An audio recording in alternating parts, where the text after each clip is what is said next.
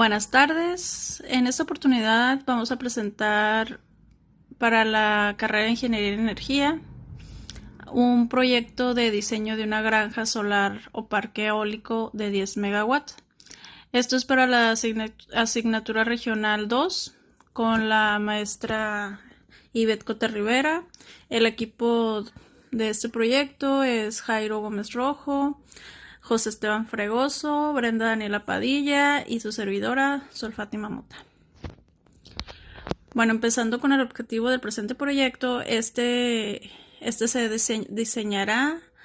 será el diseño de una granja fotovoltaica de 10 megawatts de potencia, la cual será situada en la localidad de Mexicali. Se tratará de una instalación fotovoltaica que se va a colocar en la Laguna Salada para la producción y generación de venta de esta energía. Esta será interconectada a la red de distribución eléctrica de CFE. Va a constar de 20,000 paneles fotovoltaicos de 500 watts cada uno, agrupando en 8 unidades de 1.25 megawatts cada una. Introduciéndonos a lo que es el tema de estas tecnologías fotovoltaicas, pues se dice que durante las últimas décadas el cambio climático cada vez es más preocupante ante la sociedad.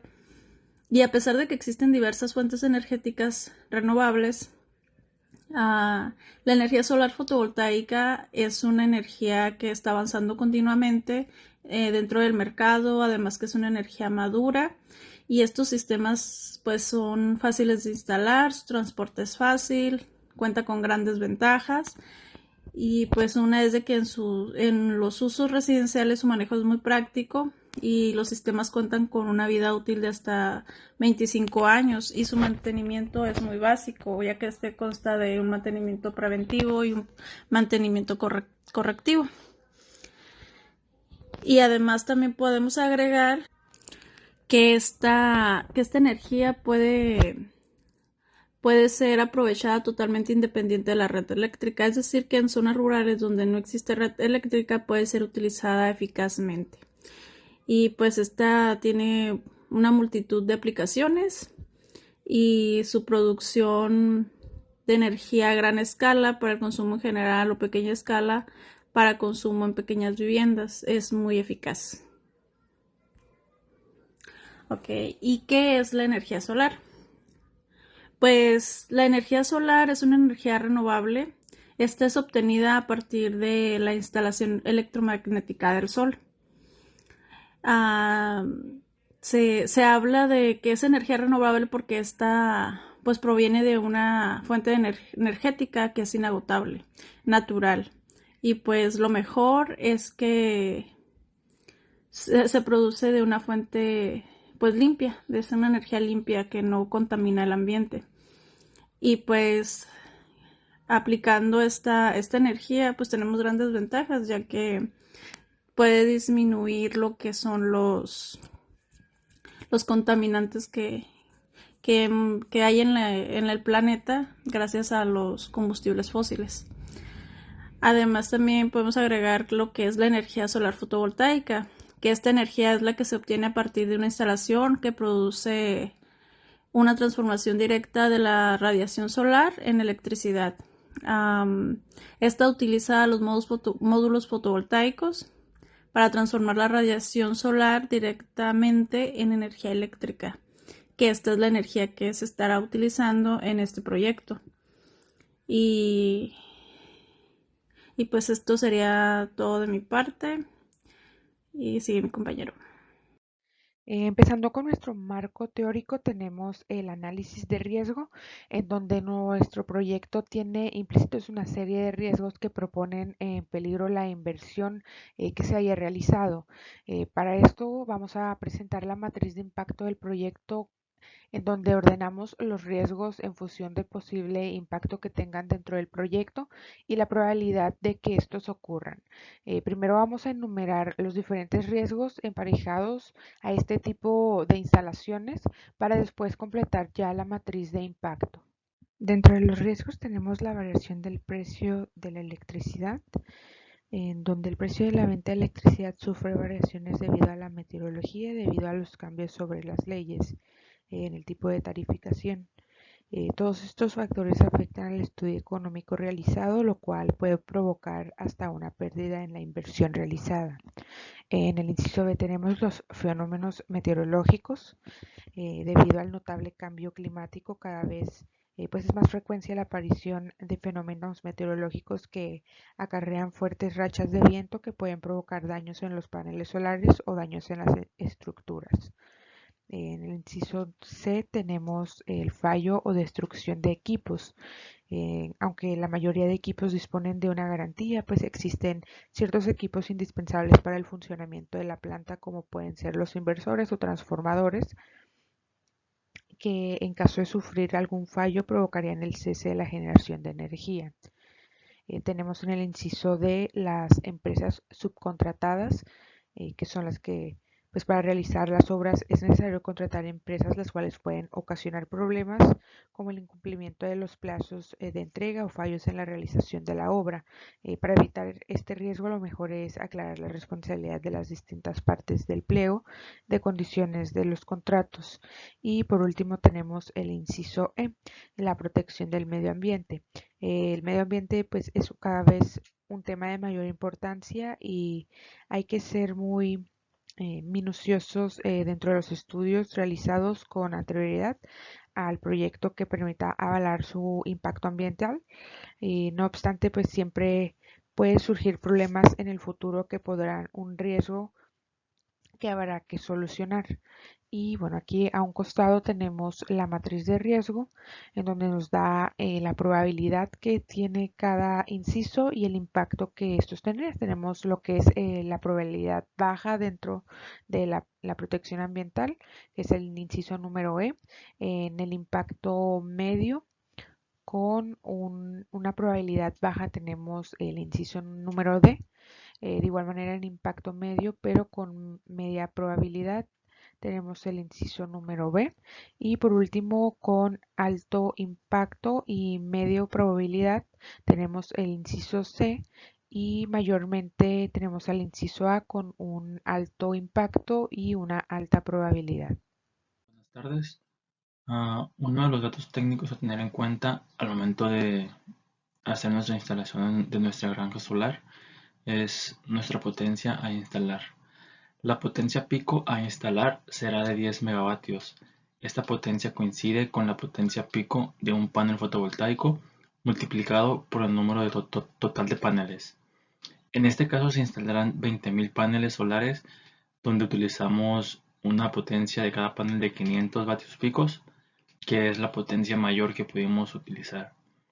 Los inversores y transformadores se dimensionarán para no limitar la potencia de la instalación, por lo que vamos a considerar un valor de potencia pico.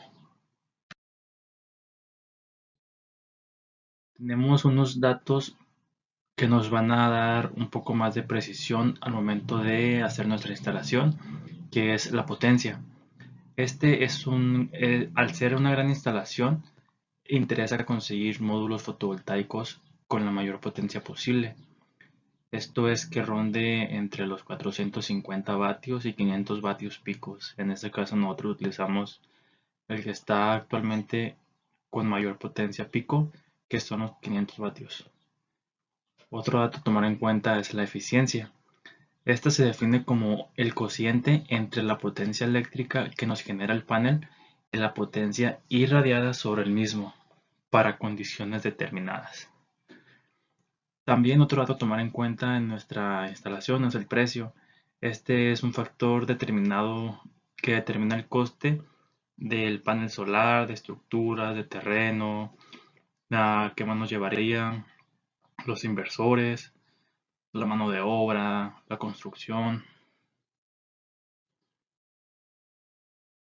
Otro dato a tomar en cuenta son los parámetros técnicos, que una de las cuales se debe tomar en cuenta es la pérdida de la eficiencia en función a la temperatura de trabajo, ya que cuando más producen estas instalaciones es precisamente cuando más potencia irradia recibe del sol y por tanto cuando van a ser sometidos a mayor temperatura.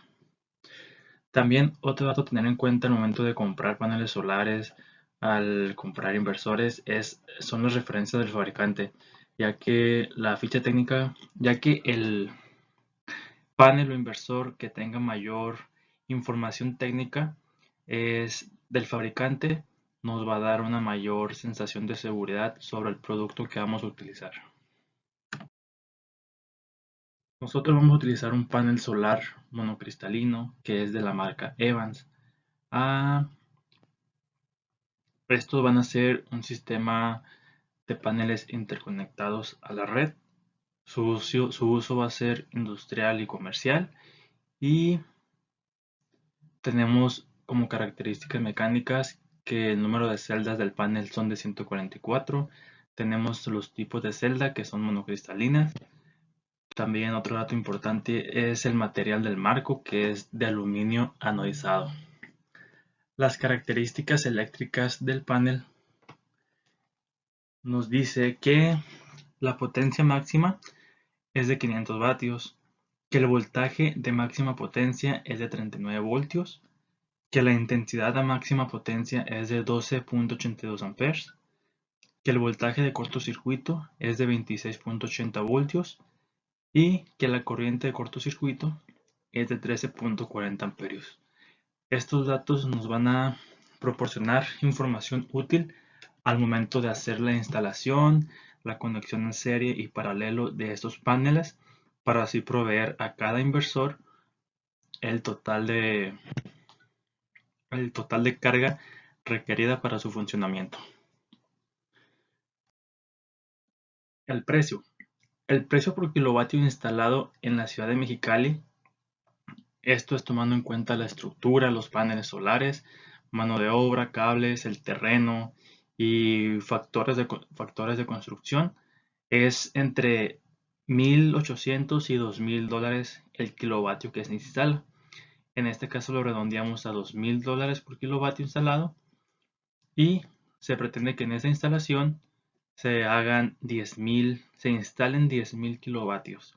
Eso nos daría un total de 10 megavatios. Entonces, multiplicando los 2,000 dólares por los 10,000 kilovatios, nos da un presupuesto de 20 millones de dólares para realizar esta granja solar en Mexicali. El panel solar elegido, como ya se mencionó anteriormente, realizando el análisis, es un panel solar fotovoltaico modelo P30 de 500 vatios de la marca Evans, ya que la calidad y diseño es superior y su precio inicial es bueno respecto a los precios del mercado, el cual se presentó la ficha técnica anteriormente, que fue la que les expliqué. También, una vez que tenemos el panel a utilizar, es muy importante la elección del inversor, ya que este es el elemento destinado a convertir la potencia generada en corriente continua por los grupos de paneles fotovoltaicos en potencia alterna que se inyectará en la red a 50 Hz. El inversor es, por tanto, otro elemento fundamental del sistema, y por tanto su elección es de las más importantes al momento de realizar estas instalaciones. Los aspectos que se deben tener en cuenta a la hora de seleccionar el inversor son los siguientes: la potencia, la eficiencia, el precio y aspectos técnicos, que es el rango de tensión de entrada para el cual el inversor puede funcionar en el punto de máxima potencia. En función de este parámetro tendremos que diseñar las agrupaciones de paneles en serie formando strings. También tenemos que la reducción por temperatura indica cómo el inversor va reduciendo la potencia capaz de generar en función de la temperatura de trabajo. Ello es consecuencia de que tienen implementado un sistema para proteger los semiconductores de potencias contra el sobrecalentamiento. El inversor que se va a utilizar es un inversor solar central de la marca Minú, que es de 1 megavatio. En la ficha técnica nos muestra el lugar de origen, el número de modelo, el voltaje de salida, que es 230-400 voltios de corriente alterna, o 277-480 voltios de corriente alterna. También tenemos como dato importante el voltaje de entrada, que es de 200 a 1000 voltios de corriente directa, y la corriente de salida, que es de 16 a 64.5 amperes. Este es nuestro inversor que nos va a ayudar a convertir la energía de corriente directa que nos proporcionan los paneles a alterna para así inyectarse a la red eléctrica.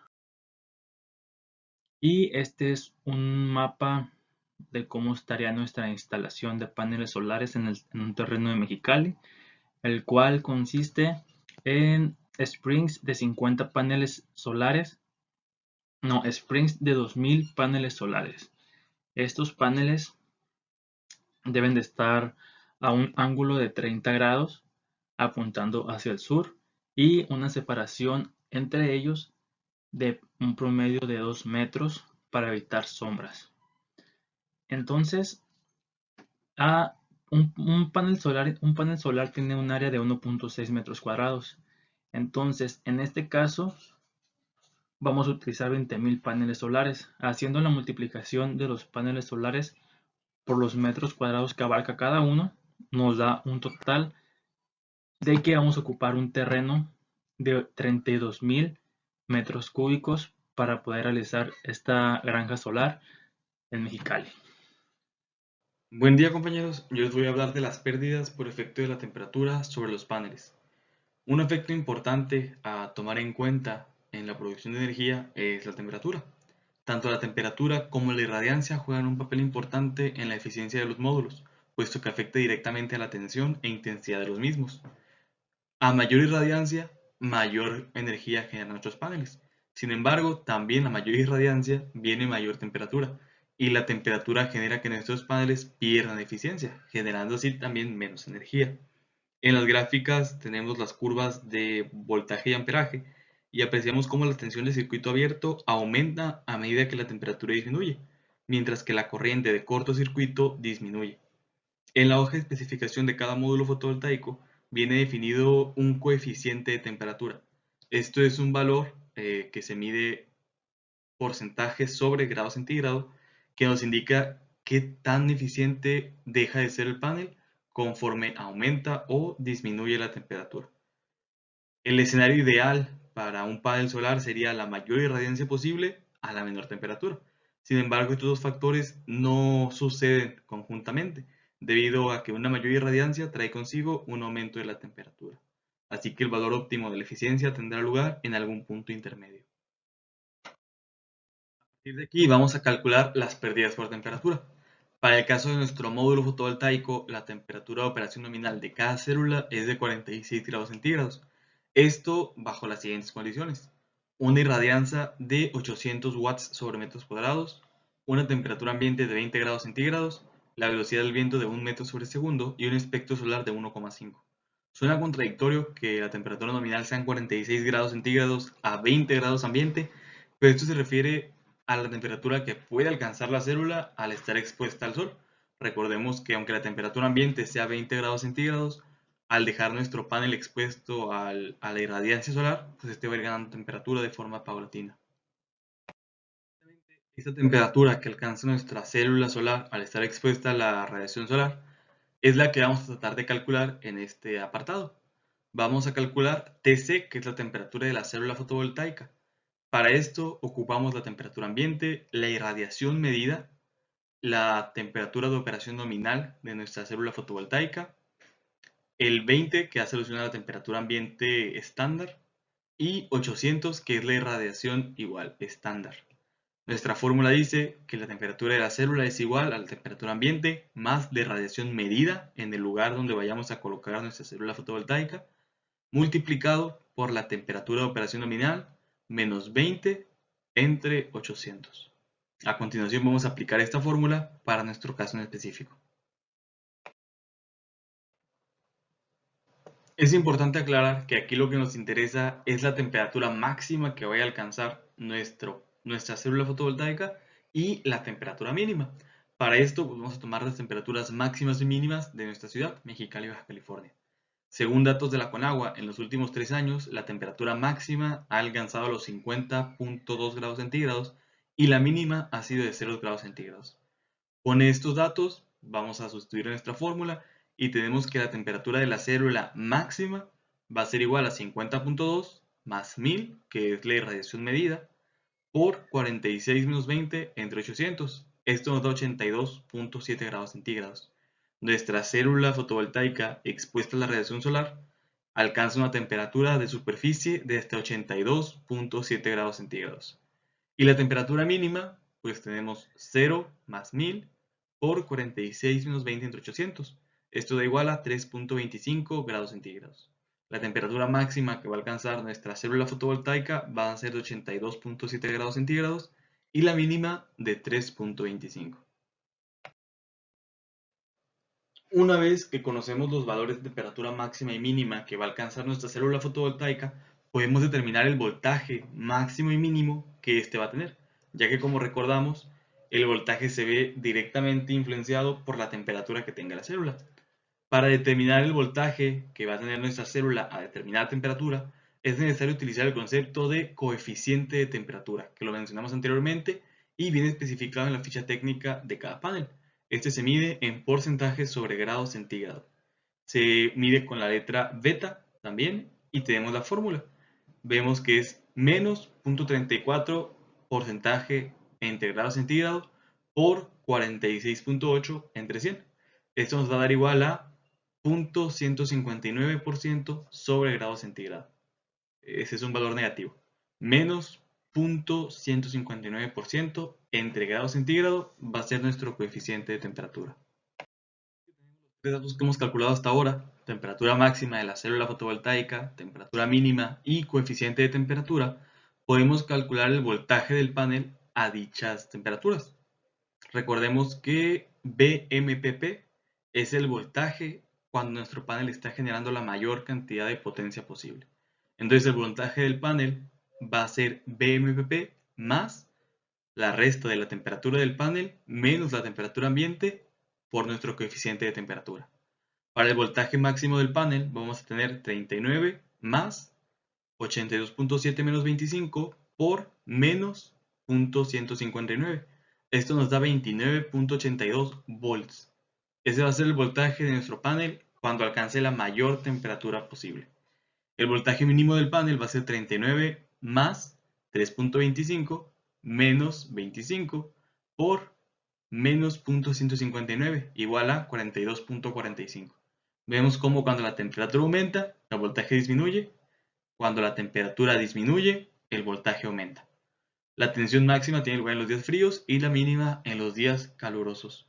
Estos valores nos son útiles para realizar el siguiente cálculo, en el cual vemos el número de paneles en serie. En toda instalación fotovoltaica, los paneles se conectan primero en serie y después estas series se conectan en paralelo con otras para obtener los valores deseados de voltaje y amperaje. Estos valores van a depender de nuestros inversores. En nuestro caso, nuestro inversor de 1 megawatt empieza a trabajar a partir de los 200 voltios y termina de trabajar cuando ingresamos 1000 voltios o más. Ese es el rango de operación de nuestro inversor. Para calcular el número mínimo de paneles en serie, lo que vamos a hacer es dividir el voltaje mínimo del inversor entre el voltaje mínimo que nos entrega un panel, o sea, en las temperaturas calientes. Esto nos da lugar a 6.7 paneles, redondeamos a 7. Para calcular el número máximo de paneles en serie, vamos a dividir el voltaje máximo del inversor, o sea 1000 volts de corriente directa, entre el voltaje máximo que nos entrega el panel, o sea, en temperaturas frías. Esto va a ser 42.45 volts. 1000 entre 42.45 nos da un total de 23,5, que al ser un máximo lo redondeamos hacia abajo a 23. De aquí vemos que el número de paneles en serie debe de ir de 7 a 23 para que nunca entreguemos menos de 200 volts o más de 1000 volts, haciendo que nuestro inversor deje de trabajar y teniendo pérdidas en el sistema. Tomando en cuenta que tenemos 20.000 paneles, nuestras series van a ser de 20 paneles. Esto nos ayudará a mantener el orden y nos da un total de 1000 series. Estas 1000 series las vamos a dividir entre nuestros 11 inversores, de modo que 10 inversores tendrán arreglos de 91 series y un arreglo de 90 series para un inversor restante, dando así nuestros 11 inversores y nuestros 20.000 paneles en total. Una vez que tenemos hechos todos nuestros cálculos, que hemos dimensionado completamente nuestro sistema fotovoltaico y lo hemos planeado todo, el último paso es conectar nuestra producción de corriente alterna a la red eléctrica. o sea, la interconexión. Esto se hace mediante un skid de media tensión, que es el que vemos aquí en la imagen. Un skid de media tensión es un conjunto diseñado para trabajar en la intemperie sin que tenga ningún tipo de daño e integra todos los componentes necesarios. Consta de un transformador de media tensión, protecciones necesarias y está totalmente preparado para conectarse desde el inversor hasta la red eléctrica. La energía renovable son competitivas a nivel económico frente al resto de energías convencionales debido a que los costes de producción se han reducido a gran medida y seguirán reduciendo a la vez que se mejoran las eficiencias. Actualmente, la energía fotovoltaica ya no necesita de subvenciones para poder competir en el mercado, lo cual supone un gran avance. Todo esto unido a que el futuro los costos de producción de energía mediante combustibles fósiles se verán incrementados, sugiere que el futuro se encuentre en manos de las energías renovables. Particularizando en la energía solar fotovoltaica, esta tecnología posee una gran madurez, lo cual permite que sea muy fiable construir este tipo de instalaciones. Como ya se ha expuesto, la energía fotovoltaica no necesita subvenciones para ser rentable y eso facilita las inversiones al no depender de agentes externos que puedan variar las condiciones iniciales. No podemos por esto apostar todo nuestro futuro a la energía del sol o la energía solar fotovoltaica. Esto se debe ser un complemento a fuentes de energía como la mareomotriz, la eólica, la geotérmica, motriz o de biomasa. Hacerlo así pues nos garantizará una cobertura eléctrica para todas las personas del mundo, pues seremos capaces de aprovechar al máximo todos los recursos renovables que tenemos a nuestro alcance. Y a continuación, en la última diapositiva tenemos las referencias.